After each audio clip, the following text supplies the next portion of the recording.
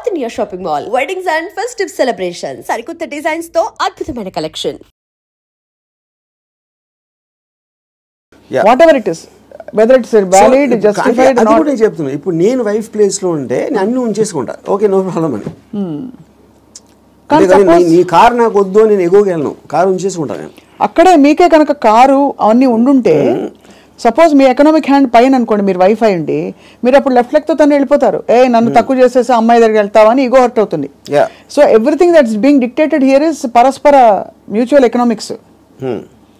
దాన్ని దాటుకుని ఇంకేమన్నా ఉందో నాకు తెలియదు, కానీ ఐఎమ్ జస్ట్ సేయింగ్ మీరు చెప్తున్న situation that is again related to sense of righteousness. ఎవరు రైట్ అని వాళ్ళు ఫీల్ అవుతున్నారు. ఇప్పుడు నేను అనుకోండి, I will be very okay with my girl friend or my wife wants somebody else, I will respect her wish. And you'll still live with her as husband and wife? If I want to, if it doesn't make a difference to me. Then I don't want to live with anybody. That's a different thing. But I have no problem. Yeah. And you mean in a context of relationship, where you are with somebody, వాళ్ళు నాకు ఫలానా వాళ్ళు నచ్చారంటే you don't mind that? No, not at all. Yeah. ఇది నేను even before I was married engineering కాలేజ్లో కూడా this is a girl I was in love with and she was in relationship with somebody else. I was waiting for the relationship to break so that I might get a chance. నేను అలా ఆలోచించాను ఇప్పుడు. ఓహో, break అయితే maybe I will get her అని. ఓహో, వాళ్ళ relationship break అవుతాయి. సో ఆ రిలేషన్షిప్ ని చెడగొట్టడానికి నా ప్రయత్నం నేను చేస్తూ ఉన్నాను చాలా సటిల్ గా. అక్కడ మీ హ్యాపీనెస్ ముఖ్యం కాబట్టి అది నా ఎఫర్ట్, అది నా ఆబ్జెక్టివ్. ఇక్కడేమో వీడియో పార్లర్ లాక్కున్నారు. అది కరెక్ట్. సో మొత్తానికి మీకు ఏది కావాలో మీరు హ్యాపీనెస్ తోటి, నాకు కావాల్సిన దానికోసం నేను నా కెపాసిటీని ఉపయోగించుకుంటాను. సో ఆ గంధపు గాలి ఇతరులను కూడా తాకి వాళ్ళు కూడా బాగుపడితే అదొక సైడ్ ఎఫెక్ట్. అది నా ఇంటెన్షన్ కాదు. అలా ఒక సృష్టిలో జరిగిపోయే అద్భుతాల్లో ఇది కూడా ఒకటి అంతే. వాళ్ళు కూడా కాబట్టి మీకు ఇష్టం వచ్చినట్టు మీరు ఉంటారు అంటారు. ఇష్టం ఉండాలి. నో, బట్ యాక్చువల్లీ అది కూడా ఒక ఫ్లీటింగ్ ఇది కదా ఆర్జీవి గారు. మీరు యూ కీప్ ఆన్ చేజింగ్. ఒక 10 సార్లు మీకు సినిమాలు తీయడం వచ్చేసాక 11వ సినిమా కొత్తగా తీస్తా, డిఫరెంట్గా తీస్తా అనుకుంటారు. అలాగే హ్యాపీనెస్ చేసి ఏ హోగయా అని చెక్ లిస్ట్ పెట్టుకుని వెళ్ళిపోతూ ఉంటే నెక్స్ట్ ఏంటి ఏమొస్తుంది? ఒక అమ్మాయి అయిపోయింది, 20 అమ్మాయిలు, 30 అమ్మాయిలు, 50 అమ్మాయిలు. మీరు ఆబ్జెక్టివ్స్ మారుతూ ఉంటాయి కదా depending. See like I am not the same person 20 years back, maybe 20 years before that. So మీకు న్యూ డేటా వచ్చే కొద్దీ మీకు న్యూ ఆబ్జెక్టివ్స్ ఫామ్ అవుతూ ఉంటాయి. ఈ పర్టికులర్ టైంలో నాకు ఏది ఎక్సైట్మెంట్ ఉంది, ఇవాళ పొద్దున్న వేరే ఉండొచ్చు, లాస్ట్ మంత్ వేరే ఉండొచ్చు. సో మీకు డేటా అనేది మీకు కాన్స్టెంట్ స్ట్రీమ్ ఇన్ఫ్లో వస్తున్నప్పుడు ఆటోమేటిక్గా మీకు ఆబ్జెక్టివ్, ఏ రోజు అయితే ఆబ్జెక్టివ్ లేదో అప్పుడు మీరు బోర్డమ్ వస్తుంది. Correct. That is when you start repeating the time. ఇప్పుడు ఈత కొట్టి మొత్తం మునిగిపోయిన వాళ్ళు ఉంటారు రిలేషన్షిప్స్ కాంటెక్స్లో, ఏదో situation కాంటెక్స్లో.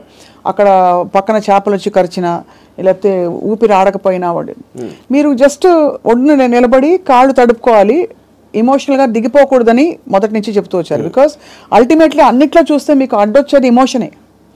What is it that stops you from making a certain decision in your life which you feel is you know is good for you but you don't want to do it is emotion.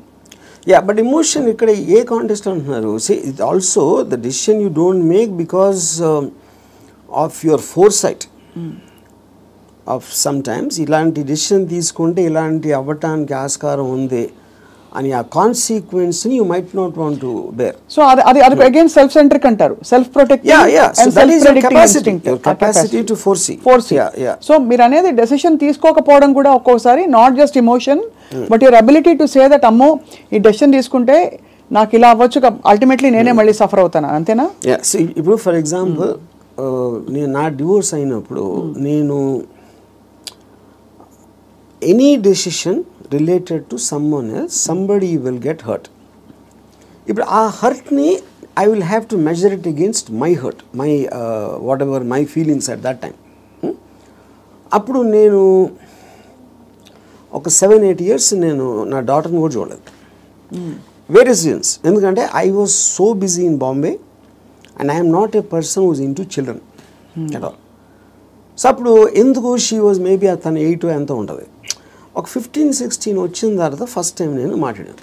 నేను ఎలా మాట్లాడాను, అసలు నేను అలాంటి నాకు ఒక good character చెప్పడానికి కానీ నేను అనుకున్న దానికన్నా వర్స్ట్ పర్సన్ నువ్వు విన్నదానికన్నా నీకు ఎవరన్నా చెప్పిన దానికన్నా నేను నా గురించి తప్ప ఎవరి గురించి ఆలోచించాను. ఇది మా ఫస్ట్ లైన్ నేను చెప్పింది 8 ఏళ్ళే. అది ఎందుకు చెప్పాను, ఇట్స్ ఎ క్యాలిక్యులేటెడ్ థింగ్. ఇప్పుడు నేను తన దగ్గర నా రెప్యుటేషన్ మంచిగా ఉండాలి అని నా ఎమోషన్ అయినప్పుడు నేను అలా చెప్పాను కాదు కదా. I don't care what she thinks about me. Correct. So I want to be truthful. ఇది నేను అని చెప్పాను. అప్పుడేంటి, then they will get cultivated to that. So ఇప్పుడు ఎప్పుడు మనం మాట్లాడినప్పుడు మీరు ఎంత క్యాజువల్గా చెప్తారో అంత క్యాజువల్గా వాళ్ళు తీసుకుంటారు. మీరు వాళ్ళు ఏదో మహా ఇది జరిగిపోయింది అన్న బిల్డప్ ఇస్తే వాళ్ళు కూడా అలా తీసుకుంటారు. సో ఈ సైకలాజికల్ ఆస్పెక్ట్ అనేది నాకు అర్థమవుతుంది కాబట్టి I will know exactly how to talk to people. అది అన్నిసార్లు వర్కౌట్ అవుతుందని చెప్పట్లేదు. వర్కౌట్ అవ్వకపోయినా నాకు no problem, because I'm already willing to bear the worst situation based upon my decision. నేను తీసుకునే 10 డెసిషన్స్లో 8 ఫెయిల్ అవుతాయి ఎప్పుడు. But 2 will work. So far they worked. So the point is to keep on making decisions is how you have to live. ఎలా బతకాలంటే నిర్ణయాలు తీసుకుంటూ పోవాలి అంతే. ఇప్పుడు మీ దృష్టిలో ఇర్రెస్పెక్టివ్ ఆఫ్ ద కాన్సిక్వెన్సెస్. మీ గురించి మీరు అన్నట్టుగా 5గురిని అడిగాం అనుకోండి, ఒకళ్ళు అంటారు అబ్బా ఏం జీనియస్ అంటారు, ఇంకోళ్ళు అంటారు మేధావి కానీ పాపం ఈ మధ్య ఏదో కొంచెం డిస్టర్బ్ అయినట్టున్నారు అని అంటారు, ఇంకోళ్ళు అంటారు అబ్బా అమితాబ్ బచ్చన్తో సినిమాలు తీసి ఇప్పుడు ఎందుకు చిన్న చిన్న వాళ్ళతో పిచ్చి సినిమాలు తీస్తారంటారు, ఇంకోళ్ళు రకరకాలు అంటారు. Nothing or none of these effective. None of them. Because I understand why I am taking that particular decision at any given time. వాళ్ళందరికన్నా వాళ్ళు బయట నుంచి వాళ్ళకున్న పర్స్పెక్టివ్ చూస్తున్నారు. నా పర్స్పెక్టివ్ అది కాదు. మీకు పుట్టుకతో వైరింగ్ డిఫరెంట్గానే ఉంటుందని చాలామంది ఫీల్ అవుతాం. నేను కూడా ఫీల్ అవుతాను చాలాసార్లు. బికాజ్ అందరికీ ఇది పాసిబుల్ కాదు. మీరు ఈ పాసిబిలిటీని ఆఫర్ చేస్తున్నారు, నీకోసం నువ్వు బ్రతుకొని వినడానికి చాలా బాగుంది. ఒకరోజు లవ్ యువర్ సెల్ఫ్ అని థియరీస్ బోల్డ్ వచ్చాయి. అది ఏంటంటే go pamper yourself, go to the salon, get pedicure, manicure, ఈ అల్పమైన లెవెల్ నుంచి రకరకాల కానోటేషన్స్ వచ్చాయి. But nobody has actually got the courage to do what you're saying, to abandon, to quit what they have and go after. Courage కాదు అది, it's understanding. Courage is got nothing to do with that. అది మీకు అర్థమైనప్పుడు, if you understand what is the source of, ఇప్పుడు ఈ నమ్మకాలకి ప్రేమలకి ఈ బంధాలన్నీ, I believe that it is done for the society. ఇప్పుడు సొసైటీలో మీకు లార్జ్ గ్రూప్ ఆఫ్ పీపుల్ని కంట్రోల్ చేయాలంటే you cannot do it, because animals, human beings were animals at some point of time. So they all are very independent and individualistic. They don't live, no animal lives for the sake of another animal. For example, మీరు దాన్ని ఆర్టిఫిషియల్గా మీరు ఎందుకు తిప్పారు society కోసం. ఇప్పుడు pack యానిమల్స్లో మీరు human beings అంత లార్జ్ గ్యాదరింగ్స్ ఎందుకు రావంటే, ఏది బలవంతమైన ఒక కుక్కలు ఉన్నాయనుకోండి, 2 కుక్కలు బలవంతంగా ఉంటే 2 కలిసి కొట్టుకుని విడిపోతాయి. యూనో, ఆ విడిపోకుండా లార్జ్ నెంబర్స్ చేయాలంటే దాన్ని కంట్రోల్ చేయడానికి నార్మల్ ఒక హ్యూమన్ బీయింగ్తో వల్ల కాదు. That is when they got in all this religion, moral aspect, social aspect, వీటన్నిటితోటి కంట్రోల్ చేయడం మొదలుపెట్టారు. అది నాకు అర్థమైపోయింది కాబట్టి నాకున్న నాలెడ్జా, ఇంటెలిజెన్సా, whatever it is, understanding తోటి, సో నేను సొసైటీలో ఉండి యానిమల్ బతుకుతున్నాను. దీన్ని యానిమల్ అని ఎందుకు అంటున్నాను, I follow the law. I don't care about religion, because religion అనేది it's a device to control, placed by the people. Human beings create చేసింది కంట్రోల్ చేయడానికి అనేది నాకు అర్థమైంది కాబట్టి అది నేను కేర్ చేయను. So whatever is useful for me in my objective, provided I have identified that, దానికి తగ్గ తీసుకున్నాను దాంట్లో నుంచి. And that will keep on changing depending on new information and my new objectives. So మీరు ప్రొలాంగ్డ్గా ఎవరి పట్ల, ఏ వ్యక్తి పట్ల, ఏ స్త్రీ పట్ల you have not been emotional ever, ప్రొలాంగ్డ్గా? అంటే ప్రొలాంగ్డ్ అంటే see that is also you are creating an objective. ఈ అమ్మాయిని విపరీతంగా ప్రేమలో పడిపోవాలని కూడా ఆబ్జెక్టివ్ నేను క్రియేట్ చేసుకుంటాను. It is not happening out of my control. Okay. I decide I want to be in love with this person. Yeah. But the decision can change. That's what I'm saying. Objective మారినప్పుడు అది మారిపోతుంది. So suppose మీరు ప్రేమించిన అమ్మాయి మిమ్మల్ని reverse ప్రేమించలేదనుకోండి, అప్పుడు ఏం చేస్తారు? My objective will to keep on trying to achieve.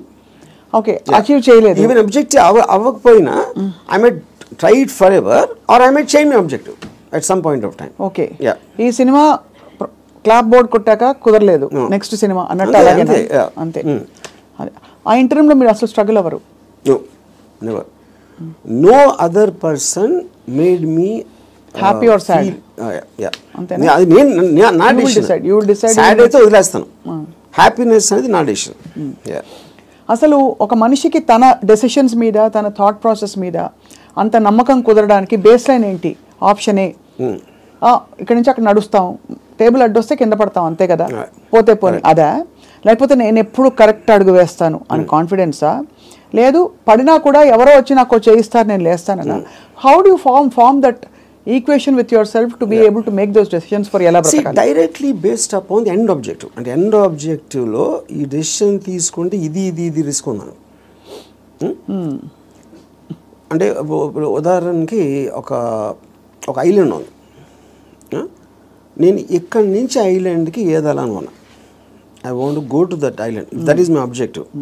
మధ్యలో వాటర్ ఉంది, వాటర్లో షార్క్స్ ఉండొచ్చు, లేకపోతే తుఫాన్ రావచ్చు, లేకపోతే పెద్ద అల రావచ్చు, ఏదన్నా ఈతున్నప్పుడు నా శక్తి అయిపోయినా మునిగిపోవచ్చు, ఇలాంటి 5-6 ఉన్నాయి. But if my objective is to go there, I will just weigh the risks against the pleasure I will get when I reach the island. మీరు కారు ఫాస్ట్గా తోలితే యాక్సిడెంట్ అవడానికి ఛాన్స్ ఉంది. కానీ if you are weighing the thrill of driving the car fast, that outweighs that you're willing to take the risk. అదొకటి. రెండోది, మీరు ఇప్పుడు ఒక గోడ ఉంది, 4 feet ఉంది height, 4 feet height 1 foot width ఉంది. నేను నడవమంటే you'll walk. అదే 1 foot width ఉండి 8 feet చేస్తే you won't walk so fast. 12 feet చేస్తే ఒక్కొక్క అడుగు వేస్తారు, 16 feet అయితే నడవరు అసలు. So the height of the risk is increasing, width is the same. Me first ability కూడా ఇక్కడే ఉంది. సో ఈ డెసిషన్కి మీరు ఎంత కాన్సిక్వెన్స్ అనేది that is weighing against your desire to do that.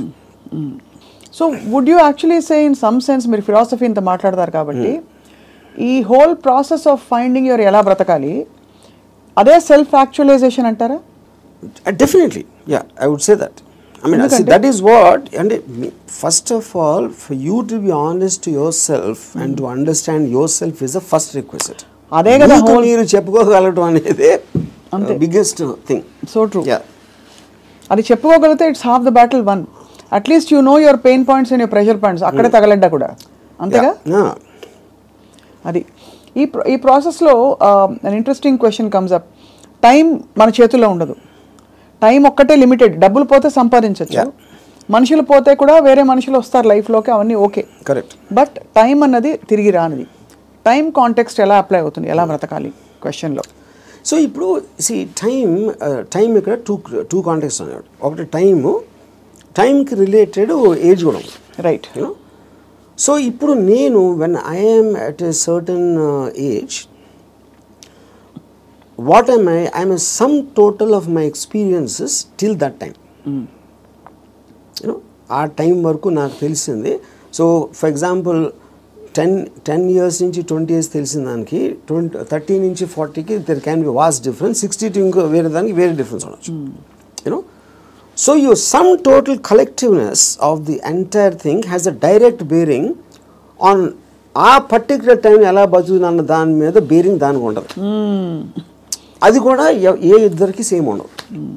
అందరి ఎక్స్పీరియన్సెస్, అందరి ఏజెస్, అందరి వాళ్ళకున్న సర్కమ్స్టాన్సెస్ డిఫరెన్స్ ఉంటుంది కాబట్టి దానికే బిందేర్ డన్ దట్ అంటారు కదా. కొంతమంది they exhaust of all the breakups, heart breaks అన్ని అయిపోయాక క్లియర్ చేసుకుంటారు. Yeah, so in that context ఇప్పుడు నేను సపోజ్ అంటే ఒక చిన్న ఎగ్జాంపుల్ చెప్తాను. ఏజ్ అనేది the biggest problem with age is not really the age, but how much your body starts failing you. కానీ technically speaking your body can fail you even when you are born. Correct. మీరు ఒక డిఫార్మిటీతో పుట్టచ్చు, ఇంకోటి కన్నా అస్సలు బాగుండకుండా పుట్టచ్చు, అలాంటి various nature things ఉంటాయి. So ఫైనల్గా మీకున్న కాంటెక్స్ట్ మీకుంది ఏంటి అనేది మీరు చూసుకోవాలి. ఇప్పుడు నేను I'm not a good looking guy. So what నేను కాలేజ్లో ఏం చేసేవాడిని, నేను simple idea. So other good looking guys వాళ్ళందరూ మంచి మంచి బట్టలు వేసుకుని స్మార్ట్గా ఉండేవారు. నేనేమో చింపిరి జుట్టు వేసుకుని లాల్చి వేసుకుని తిరిగేవాడిని. Because if I go in that route I will not be attractive. ఇది అదే జోన్లో వెళ్తే. నేను ఆపోజిట్లో చింపిరి జుట్టుతో వెళ్తే ఏదో ఇంటలెక్చువల్గా ఉన్నా అనుకున్నారు అమ్మాయిలు. సో అలాగా డిఫెన్స్ మెకానిజమా, మ్యానిపులేషనా, లేకపోతే మీ ఐక్యూ వాట్ ఎవర్ యూజ్ చేసి మీకున్న పరిధిలో. Same thing happens with age also. ఇప్పుడు నేను ఇప్పుడు నా ఏజ్ కన్నా ఇంకా 20 ఏళ్ళు తక్కువైతే బాగుంటుందా అంటే I'm not very sure. Because my entire personality came together with all that thing happening. Correct. అందులో నేను ఒకటి తీసేస్తే I'm not the same guy at 40, I'm not the same guy at 20.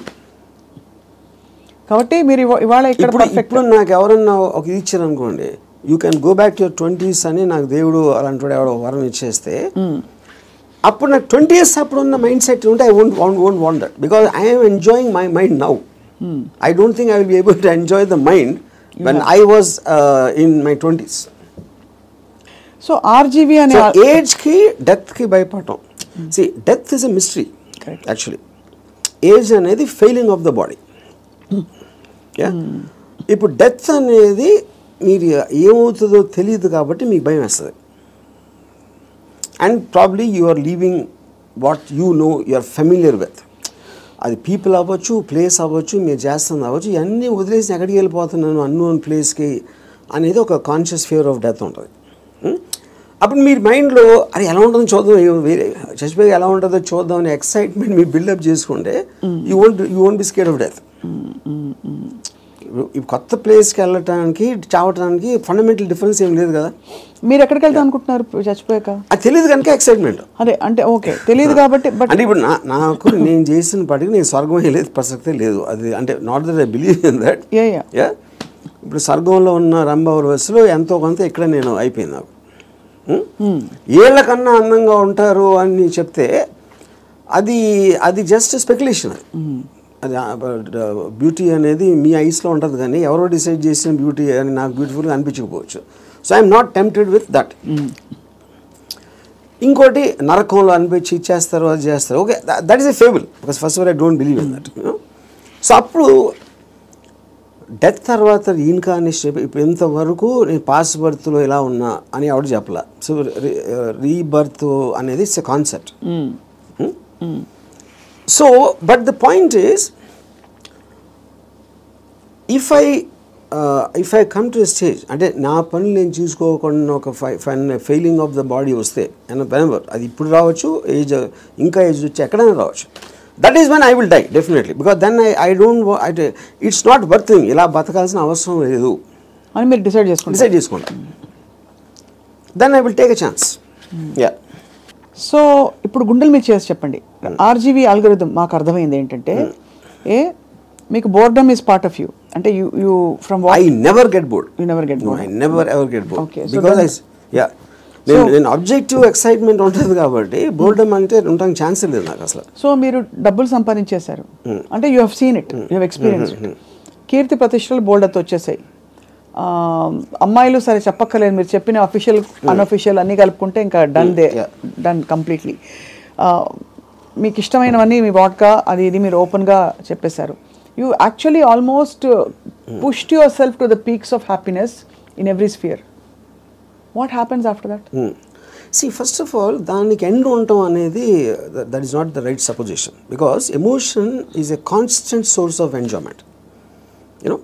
So you could be అంటే మీకు anticipation excitement objective create చేస్తున్నారు కాబట్టి that is an unending thing. It is not about అమ్మాయిలు, it's not about డబ్బు, it's not about correct. మీ ఇప్పుడు మీకు ఇష్టం వచ్చింది చేయటానికి మీకు డబ్బు కావాలి, it's a means. So in my case, let us say one of the things, most important thing is making the film. ఆ ఫిలింలో నేను ఒక స్టోరీ చెప్పడానికో షార్ట్ తీయటానికో నేను ఎక్సైట్మెంట్ ఫీల్ అవుతాను. So that is my mode of communication with whoever wants to listen to that. Right. Similarly enjoying A women's beauty is a constant source. అది okay, అది ఒకే అమ్మాయి చాలా మంది అమ్మాయిలు అనేది that's again separate this thing. So whatever I enjoy, whatever gives me an emotional high, that is a constant. Emotion is something you repeat it, like I drink every day, for example. Every day I have an anticipatory excitement about my first drink. In years nunchi more than 40 years. So ఒక object వైపు నుంచి మీ excitement తగ్గిపోవడం అన్నది అది మీ వైపు నుంచి తగ్గిపోతూ వచ్చిందా, లేదు మీ వైపు నుంచి తగ్గిపోతున్నట్టుగా ఆ పరిస్థితి గమనించి అది వెళ్ళిపోయిందా, especially in relationships? See, relationships, like I said, because human beings are subject to change. It could be her also and me also. It can be anybody. Yeah. It can be, and it could have happened in multiple ways. Yeah. అంటే I'm just trying to understand, మీరు మీ high ఏదైతే హైలో ఉంచుకోవాలని ఎప్పుడు అంటారు, ఏదైనా ఒక high తగ్గుతుంది ఒక ప్రాసెస్. Yes. అది తగ్గినప్పుడు మీరు ఎలా రియాక్ట్ అవుతారు, ఎలా బిహేవ్ చేస్తారని? అంటే that also I would understand from both from experience and from my knowledge. హై తగ్గటానికి ఉన్న రీజన్ కూడా, సో అది ఫెమిలియారిటీనా, లేకపోతే అదర్ పర్సన్ చేంజింగా, లేకపోతే someone else attracting me more ఒక పర్టికులర్ టైంలో అవ్వచ్చు. There could be multiple factors in that, but the objective will change. So అయితే ఫైనలీ బట్ ఎలా బ్రతకాలి అని ఇవాళ మీరు ఇలా ట్రిగర్ చేసిన ఈ రెస్పాన్స్ తోటి, what is the first thing anybody can possibly do today watching this episode and reflecting? What is the question they ought to be asking themselves? I think there are three things. ఈ three things ముందే చెప్పాను నేను, but ఈ కాంటెక్స్ట్లో I want repeat. ఒకటి, దేవుణ్ణి నమ్మటం మానేయాలి.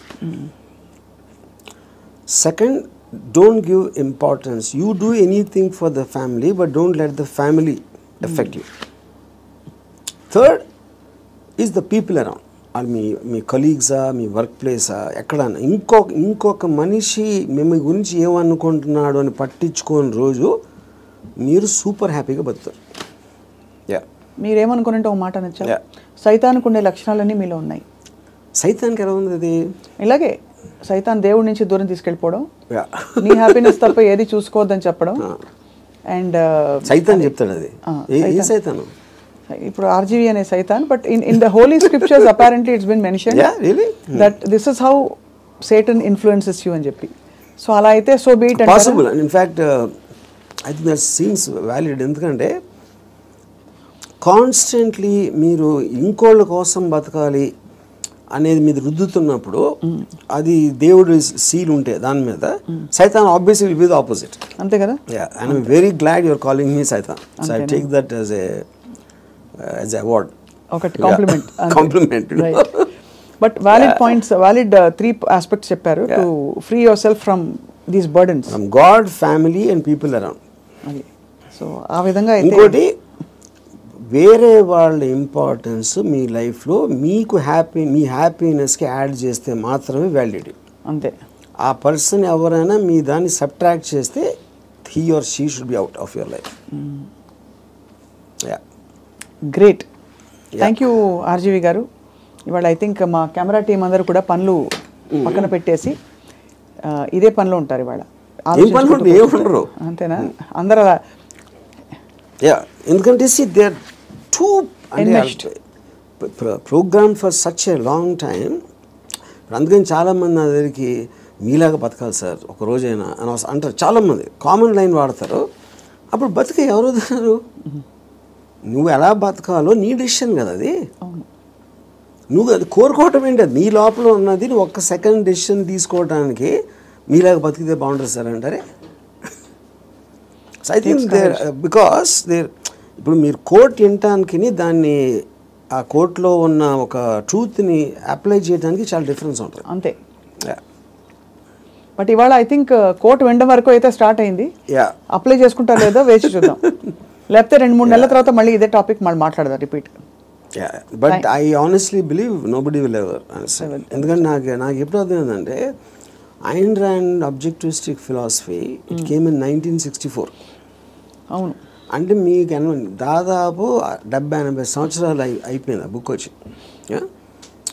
ఇప్పటికీ ఐన్ ర్యాండ్ ఫిలాసఫీ అర్థం చేసి నేను కావాలి ఏది అన్ని మిలియన్స్ ఆఫ్ కాపీస్ అమ్మేసి అంత పెద్ద most successful writer of all time అని వచ్చిన అందరు కోట్ చేస్తారు ఐన్ ర్యాండ్ ఏం writer. But no one seems to understand With due respect to her and due compliments to you, I think from the little we have seen of Ayn Rand through her Yeah. books and her videos, you are happier than her. That I'm అది నేను ఎందుకు happy అంటే Ayn Rand కన్నా ఎక్కువ Ayn Rand still had expectations. ఎందుకంటే ఆవిడ మాట్లాడడమే it is not going to happen like this. She's like very angry, indignant. Yeah, correct. Because she's expecting people to change. నేను ఎందుకు హ్యాపీ అంటే don't expect them to change. వాళ్ళు change అయిపోతే నాకు భయం వేస్తుంది ఫస్ట్. ఎందుకంటే నాకున్న ఫిలాసఫీ మొత్తం హిస్కాయికి అయిపోతుంది అంతే. Well, అదే. So I think that's the beginning to start. I'll just give recently a person was telling me about his relationship with a woman. She's very suspicious of everything. And ఆ ఫోటోలో నమ్మేవారు లేకపోతే ఇక్కడ ఎవరిని కలిసావు వాళ్ళు ఎవరితో ఫోన్లో మాట్లాడుతున్నావు ఈ కైండ్ ఆఫ్ థింగ్స్.